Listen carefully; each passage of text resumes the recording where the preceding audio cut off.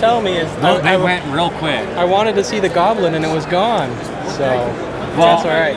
We've got he's got a goblin, so we can show that, and then I've got some little goblins. Oh, okay. So there it is, right there. Awesome. Is the show side? Yeah. I always try to come with a personal stash. Right on.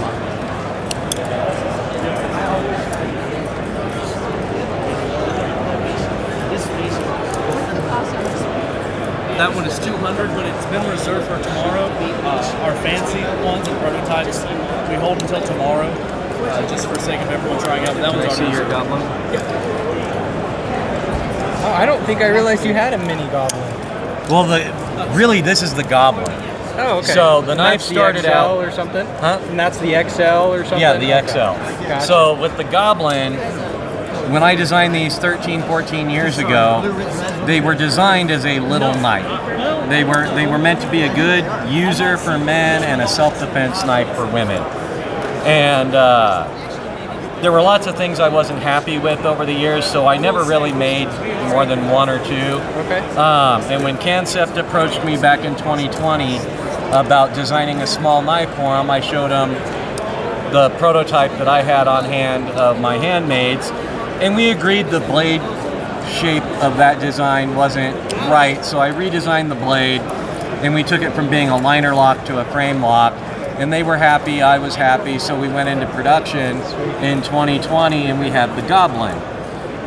Now, this year, for 2022, we have the Goblin XL, which, believe it or not, is only a 3.5-inch blade, but it is a beast of a knife. Nice drop shut action. You can reverse flick it, front flip it. You could even, if you wanted to, the guys that like to do the Spidey drop, you could do the Spidey drop. And then next year sometime we'll be coming out with the Goblin 3, which is the middle size. And so that covers the Goblins, which are my design. But we've also got newer stuff like the Entity by Nalu. This one's got a Damascus blade and the carbonitride coated handle in titanium.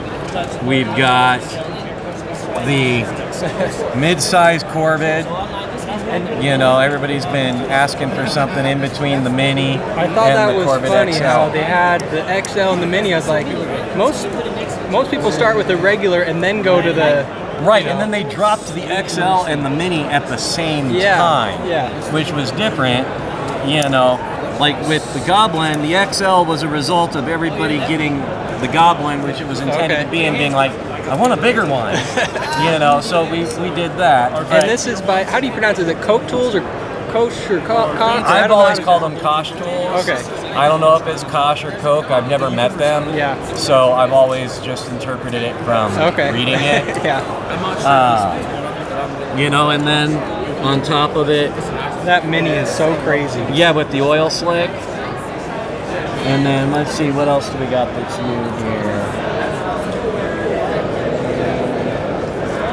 We've got the Integras.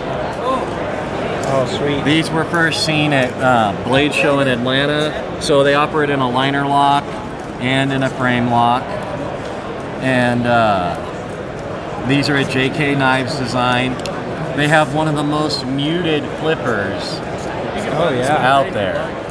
How do you even catch that? So you're catching it up here, and it rockets right out. Can I try that one? Yeah. You're light switching it. Okay. There we go. Now the frame lock is a little trickier. You got to make sure you're not pressing on the lock bar. But the actions are super smooth, so as long as you don't put anything on the lock bar, they flip right out.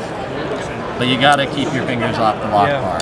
But these are a nice design because they're slim, they're clean, minimal screws. You've got lanyard posts in the back, deep pocket clip on the more affordable line, milled pocket clip on the premium line. And it's just a nice, clean design. And then we've got the Integral, which is kind of new. This one's been getting a lot of attention. It is just That is nice. a clean design.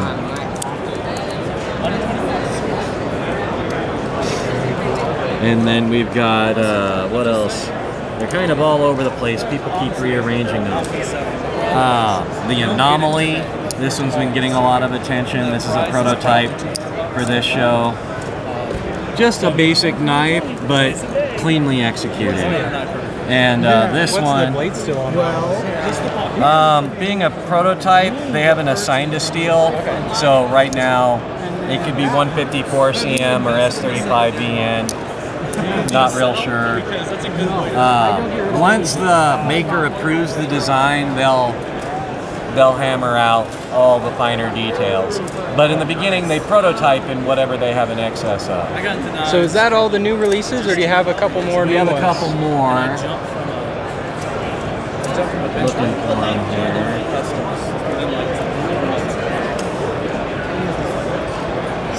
So we've got this guy, I gotta look up the name. This is Bavall Knives, the Matto. This one's got a nice carbon fiber scale with micarta inlay, deep carry pocket clip. It's a front flipper with a cutout, so you can front flip, you can spidey flick. Tell me about this one. And I really like this one. It's simple, but the aesthetics on it are great. The ergos are good. If it's written down, And that I can tell you inlay, price window and you can frame tell me style what inlay is just really, really nice. And then there was another This is new some- one. What kind of handle material is this right here? That's the fat carbon fiber. Okay. Very cool. The Refi. This one's a brand new prototype. All titanium handles, titanium backspacer, milled pocket clip. Kind of an unusual flipper tab. You're actually pushing straight down on this one, and then you've got a bottle opener integral into the blade that you can use with blade open or blade closed. That's kind of cool. Yep. Little knives are kind of the thing right now. I think it's just the natural flow of the market. This one's titanium scales on liners. And, you know, I think people are just kind of starting to get a little worn on 15 years of frame lock. Yeah, that's true. So I have a question for you. The people who started KANSEPT, did they come from They Kaiser? were born from Kaiser. Okay. So Kim Ning, the founder of KANSEPT, was a designer for Kaiser. Okay. And when he left Kaiser, he started KANSEPT. And some of the employees from Kaiser went with him. And those employees brought on some of the designers from Kaiser. I was originally the designer with Kaiser for my Vindicator design. And Joyce brought me on with KANSEPT and asked me to design a small knife for them, and that's where the Goblin came from. And since then we've been running through the different sizes of the Goblin, and then with my professional relationship, they've asked me to help out with the shows since there's still COVID restrictions in Okay, China. gotcha. Very cool. Well, I have to say, they came from Kaiser, but the booth is a lot bigger. Well, you know, a lot of the Chinese companies, Okay, so we reserve these. they have a different level of presence in America, and I think Kaiser is more in China. So is KANSEPT, but KANSEPT is brand new and trying to build a reputation. Yeah. And so I think it's not so much bigger, fancier, but just presenting properly right from the beginning. Awesome. So could I have you show me like the most expensive knife you have, and then like one of the most popular budget knives? from Okay, KANSEPT? so I think, yeah. the Timascus, Again, $200. No, let's do that one. the Timascus handled ones are the most expensive ones we have here today. And that's the Reverie on top? Yeah, this is the Reverie. And That's such a. I have the budget version. I have a White Mountain Knives version. That's. Yeah, I've got a JG10 version. Okay. With the titanium, and then they offer the Reverie now with G10 scales on stainless liners, and these have been pretty popular. Yeah, I think I have the black G10 one. Yeah. But I love And Justin Lundquist is awesome. He's got some really cool designs. Yep. So I will And say, he got that design dialed in for that 12 o'clock position top flipper. Can I see the Damascus one? Yeah. That is so cool. how much is it? Yeah, it's. Let's see. Now I can't even do it. Let's see. There we go. A little easier for me with the thumb than the index. Yeah, you gotta pull directly over the top without any side load. Yeah. Once you've got it, you got it. Yeah, for me, just kind of like a lighter. Yeah. I'll put it down. You want it? Awesome. Very cool. Do you know how much this one goes for? This one here today is 200, but that's not bad. because it's a sample. Yeah. The MSRP on them, I would have to look it up, but I think you're in the 300 range on MSRP on these.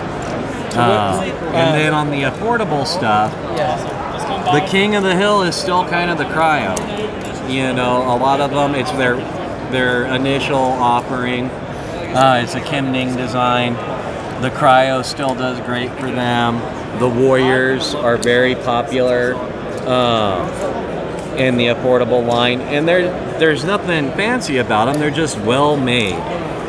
Steel liners, nice bolsters, nice scales, deep carry pocket clip, good ergos all the way around, a thumb stud that you can easily flick. I don't know if I'll be able to reverse flick it, but a lot of people can. And it's still a popular design, and even here at the show, we're seeing tons of people drawn to them, picking them up, looking at them, and they're more of a budget-friendly version of what they make. And that's the really cool thing about KANSEPT is they run the gambit from your $50 to $70 knives all the way up into the hundreds of dollars a piece. Nobody's really left out. Do you have any idea what their best-selling model is? Not offhand. Like I said, we're just here for them to fill in at the show. Well, you do a great job. I watched your stuff last year too, or for Blade Show, and SHOT Show. I did a Blade HQ video for SHOT Show, and a few other people like Birdshot, EDC, and whatnot. Yeah. So, well, you do a great job, man. You know your stuff, and I love your designs too. That Goblin is awesome. Oh yeah, thank you. Yeah, the Goblin's done very well, and I look forward to when the Goblin 3 comes out. And yeah, me too. Now you're giving me something to look forward to. That's awesome. I didn't even know that was coming. Well, it's kind of been like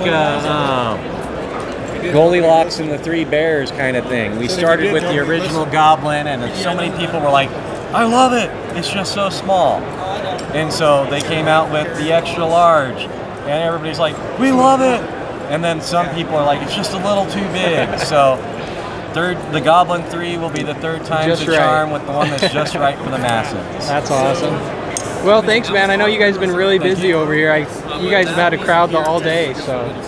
Thank you very much. So good luck, man. Nice to meet you. Thank you. My name